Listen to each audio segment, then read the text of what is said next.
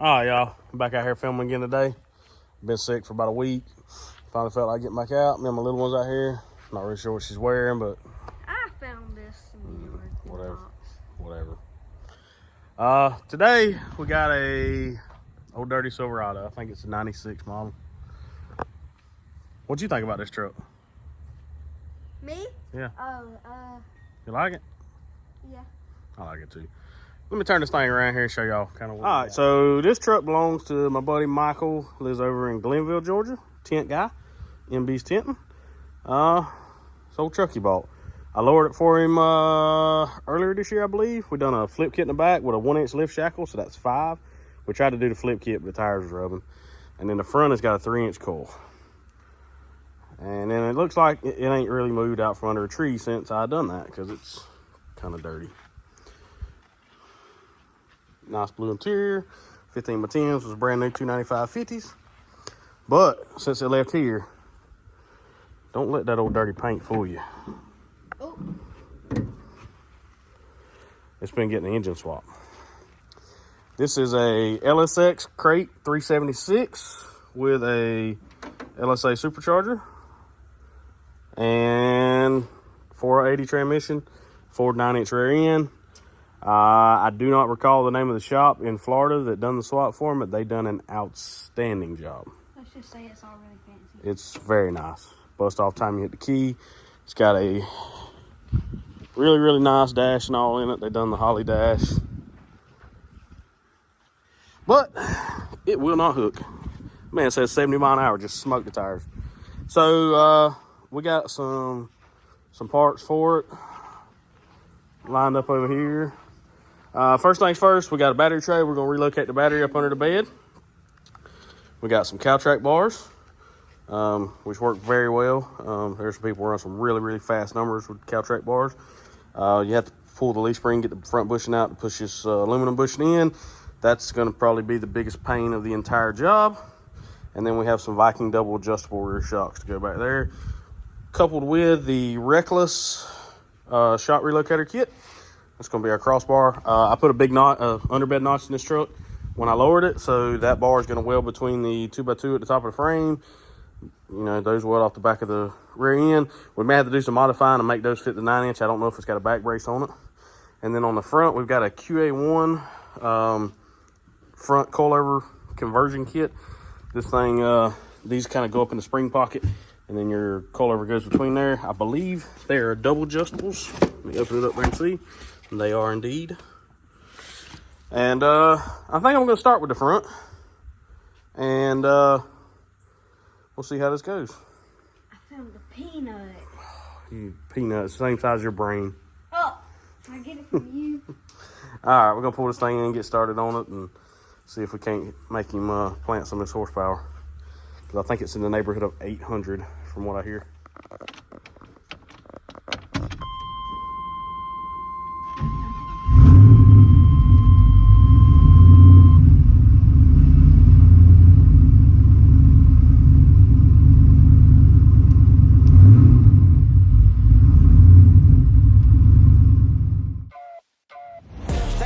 When I pass in the street, bag of money in the passenger seat.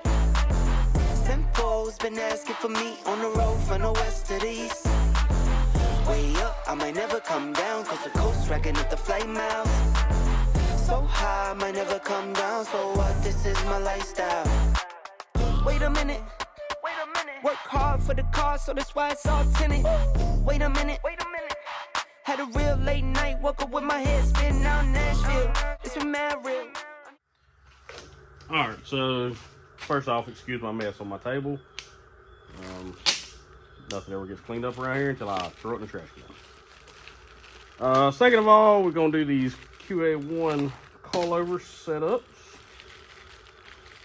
So the way these QA1s are set up is this goes on your shock. This actually rests up in the spring pocket like the factory coil spring. Alright, so let's see here. If I can manage to get this open, that would be great.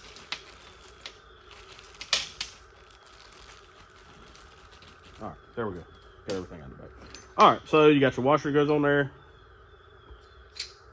Then your collar that this sits on. Use this stuff, people. I actually just stopped and went to town because I couldn't find mine. I don't know what happened to it. But you don't need the entire bottle. You saw the pictures of people that got one little spot and it was all over them. That's me usually. So we're just going to put a little bit on it. In one spot. Maybe just a little bit more than that because this is a fresh brush.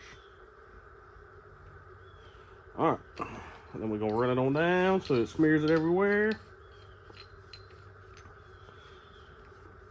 And I'm gonna be honest, this is the first time I've ever put a set of these in like this, so I'm not really sure where I need to set these collars up so that my ride height's gonna be pretty close to where it was. I got a feeling I'm gonna have to put some spring pressure on it to get my ride height that I want. This truck had a 3-inch drop coil in it before, so I don't think it's going to be all the way down. And then there's this washer right here that you're going to need to put on there. I'm gonna actually put a little bit of this stuff in a few spots just to maybe help this washer slide around. I don't know if the directions say it needs that or not, but I'm going to do it anyway. All right, and then up here on the top, we got to put the bushing washer, and it's going to go like that. All right. And then we're going to take this and all this other crap over here to the truck and try to stick it all together. Wish me luck. Also, before I put this in on these directions, it gives you like a rough estimate of where you can set this compression and rebound at for what you're trying to do. Drag racing, we're going to go 12 to 16 on compression and 0 to 4 on rebound. So what I'm going to do is I'm going to split that. I'm going to go 14 on compression and 2 on rebound. I'm going to go ahead and set that because it's going to be easiest to get to it with it sitting right here in front of me. Then once it's already on the truck, which it'll be easy to get to on the truck because there won't be a coil spring around it. The coil actually is going to stop here, so you'll be able to reach in there and adjust it real easy. But that's going to give me like a really good starting point. It gives you other recommendations for if you want a nice ride and handling, firm ride, more aggressive handling, or if you even have a single adjustable shock, it gives you recommendations for that. I'm gonna go drag racing because what we're trying to do is make the front end come up, plant the back, and make this thing kind of seem to go in a straight line. We're gonna have to definitely change tire and wheel setup, or at least tire setup, to plant. It's not gonna do it with those 295/50s. We know that, but we're trying to just set it up for the future. So let me show you here what I did. I got the top stud on the coilover stuck through where the factory shock bolt went. Down here at the bottom, these coilovers, they send new bolts. They're a different thread than the original shock bolts, but there is a welded in nut here that already has a thread for the shock bolts. So what I did is I just twisted this around till I can get these bolts started. And I'm just going to reuse the factory lower shock bolts. They'll be plenty strong enough for what we're doing here, and they should work just fine. So I'm going to run these down, and then I'm going to tighten this collar up a little bit. Excuse me, been sick, so still hacking. And I'm going to run this up, put a good bit of pressure on it because it's still loose now, and at least get it where it's seated up in the spring pocket, and I won't, won't have to worry about it not having enough pressure where it's coming loose every time you jack the truck up. So I'll show you what that looks like in a minute. All right, so like I said, I've never done this before on these trucks, like this style coilover. So I'm kind of going in blind, but I picked that coil up to about the collar run up to about right here before this bottomed out in the spring pocket, and I run it up by hand. And then I cranked it probably about 6 or 7 more rounds with a spinner wrench, put a little pressure on it, and I can tell you that it's a lot easier to back it off than it is to tighten it to set your ride height once you get pressure on it. So I'm gonna start there. I got probably, I don't know if you can see in there, probably 3 more threads above the collar that I can go up tighter. After that, it's gonna be having to change springs for a different spring rate. or we may need to go lower. I don't know. We're just gonna have to hook it up and see. I'm gonna put the spindle back on and leave the sway bar loose because I don't want the other side affecting this side, and put the wheel and all back on, the brakes, and sit it down and just kind of see where it's sitting, so I'll know if that's good, close, so I can do the other side the same way, and I'll show y'all what it looks like on the ground. All right, so that's first try, and I think it's still on the lift, to be honest. No, it's off the lift, but that's a little tighter than the other side. Yeah, spot probably an inch and a half lower, and we haven't even drove it yet to let it settle. So I'm gonna pull that wheel back off and crank up on that spring some more. Try it again. All right, so I adjusted the collar all the way up, and I set it down on the ground, and it is about an inch lower than the other side was. And as you can tell, the tires were already rubbing occasionally at 3 inches of drop. So now at 4, that's not gonna be very good. So I think what I'm gonna do is go in and make a spacer to go under here. What I'll end up having to do is drill that out, which what I said I didn't want to do a while ago because these bolts ain't long enough. And put probably a 1/2 inch spacer up under there to see if we can pick the thing up about another inch, just to make it drivable and where the tires don't rub. He's going to run a 20-inch front and a 17-inch rear combo whenever he gets ready to order those, but he ain't ordered them yet, so I'm going to have to make it drivable like it is, and then we can go back later on and remove those if we need to. So it's the next day. Chandler had his Ranger in here last night. He's having some issues. It broke a timing belt, and he put one on it, and it wouldn't ever run right. So I quit working on this last night, helped him get that sorted out. We finally got that timed. It runs good now, but they still got to work on the tune. All right, so what I ended up doing on the front of this, it was a little too low. So basically I just built like a level kit, like you would put on like a 07 up Silverado, just a spacer to go under the bottom. I went over there and found some billet spacer blocks that come with something. I don't even remember what they come with, but I had 4 of them, which worked out perfect. And then I had some bolts that would work, and then it turns out they wouldn't work because they wouldn't fit through here. And I ended up with a 3/8 by, I believe that is a 2 1/4 inch long bolt. And they worked. I got my nuts, my lock nuts, flat washers on top and the bottom. And I'm gonna call this good. And those spacers are 1/2 inch, so that should pick the front up generally around an inch. That's usually the way the bottom level kits work. I'm gonna call it good and slam this thing back together and sit it on the ground, see where it's at, and then get started on the other side. Trial and error, that's all you can do. All right, so we tried that and it's sitting perfect. It's exactly where it was before, so that worked out good. Now I'm gonna duplicate on the other side and then hook the sway bar back up, and the front will be done. Get this bed snatched off, get ready to do this rear suspension. All right, another day, same truck. Got Mike's in, we just snatched the bed off of it. I was thinking I built a notch on this truck, but I didn't. It's got a Beltec underbed notch and some Bilsteins. And it's got a pretty 4 9-inch. So we're gonna pull these leaf springs off real quick, get these front bushings out, which is always fun. And then put the new aluminum bushings in, get the cow tracks ready to go on, and figure out what we're gonna do with shocks. I don't want to mess with this exhaust at all, so I don't know exactly where we're gonna put them. I wouldn't mind putting them in front of the rear end. We'll figure it out whenever we get to that point there. All right, so me and Dan got the leaf spring pulled off here, and you gotta get the pushing out. You notice this side has got a rolled over lip on it here, and this side doesn't. So you're gonna want to go from this way down. Usually try to get in there with an air chisel, see if I can get it moved.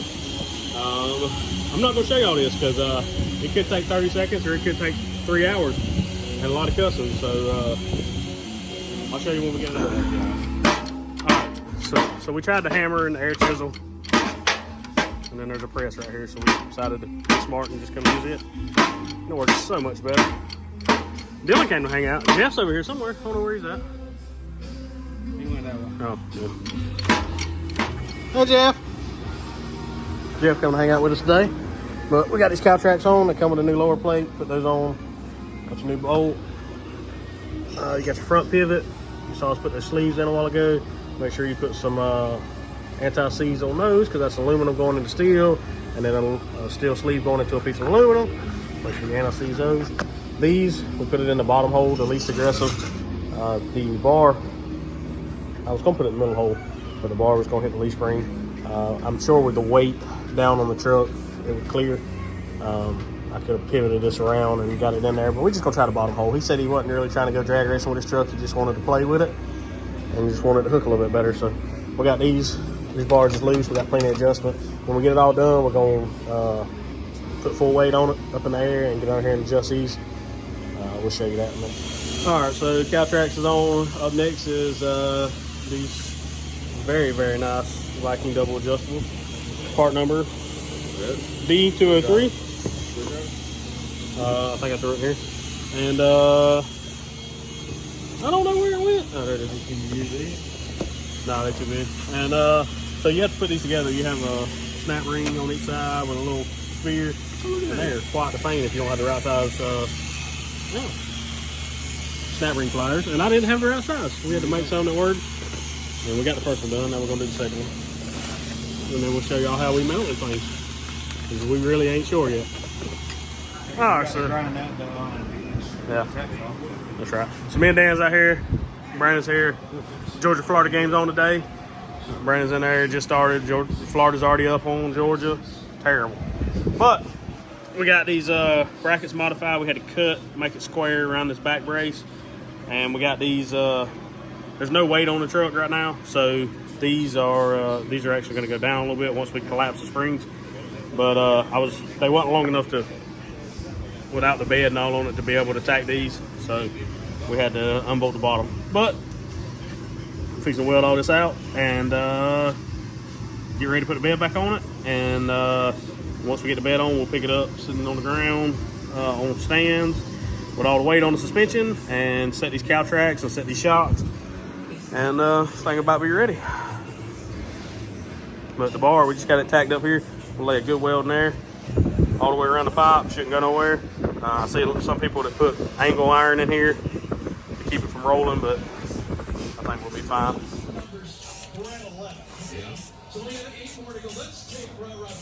All right, so we got these bar welded in. All the tabs welded, painting it up.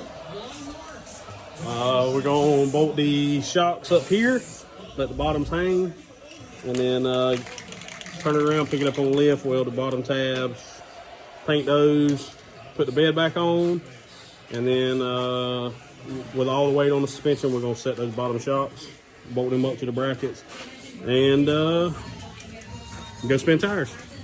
So we got these lower brackets welded out, welded those all the way around. And then the original shock tab, I just stitched weld a little bit on the back because I couldn't get in there to the axle. Same on this side, welded everywhere I could, and then put a little stitch weld on the original shock tab. This shock tab, I had to cut a little bit of that off so I could get the bracket on there.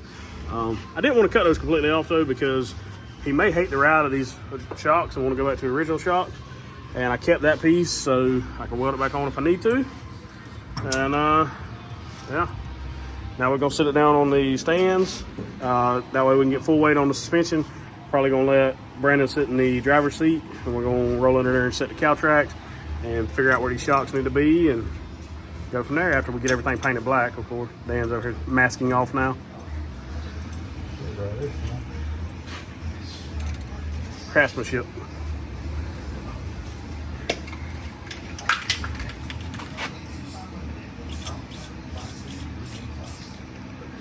He ain't getting spray paint on that brake line or that shock though, did he? All right, so I got the truck sitting on the, as Stuart calls them, the Poor Boy 4000 jack stands. Got the shock set at half travel. This is only a 4-inch travel shock, so I got 2 inches of shaft sticking out there. And I ended up flipping these lower brackets over. They're normally, let's see if I can show you here. They're normally like this, but they were at the very top hole. So I flipped them over so I could get the bottom of the shock up as high as I possibly could and give me plenty of adjustment. I still got room up and down, and if I did need to come down anymore with a longer shock eventually, I could just flip these brackets back over. So that's where we're at now. once I get these bolted all up tight, we're gonna get one of them to sit in the truck. I'm gonna set these cow tracks. I'll show you how to do that. Viking sends a tuning chart. I'm gonna go 600 to 900 because I know this truck makes in that range. Compression, we got 2 to 6. I set it at 4. Rebound 6 to 12. I set it at 8, and I'm gonna start there. May go up to 10. I don't know. We're just gonna try it and see. With these tires, it's pretty much pointless. We need a big radial or slick on here, but for right now, we're gonna play with what we got and see what it does. We got all this bolted up. We can adjust these cow track bars out, and I still got to tighten the bolts on these cow tracks. None of that's tight, but all this is tightened up now. We're ready to roll. All right, so here's how we set these. There's a roller up here. Make it where you can put a business card on it with weight in the truck. We got Brandon sitting in the truck, and we're gonna adjust this. That's getting farther away. Too tight? Yeah. We're gonna back it off just a hair. Can you move the card? Pretty tight. All right, let's back it off just a little bit more. All right, you can spin it. Yeah. All right, we're gonna lock it down right there. We're gonna do that same thing on both sides, where that wheel's just barely off of there, and that's where we're gonna start at. That simple. Sometimes I had some old timers teach me that trick, and it seems to work better than any preload or anything else I've ever done on them.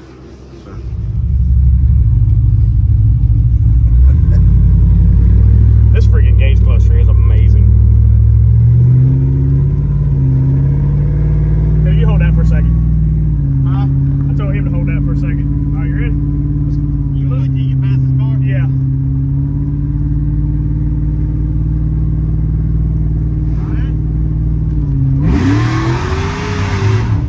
Woo!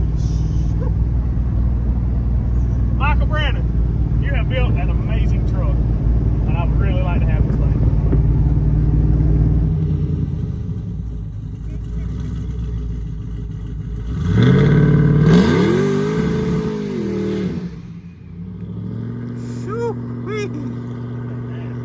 Man, that thing's nasty.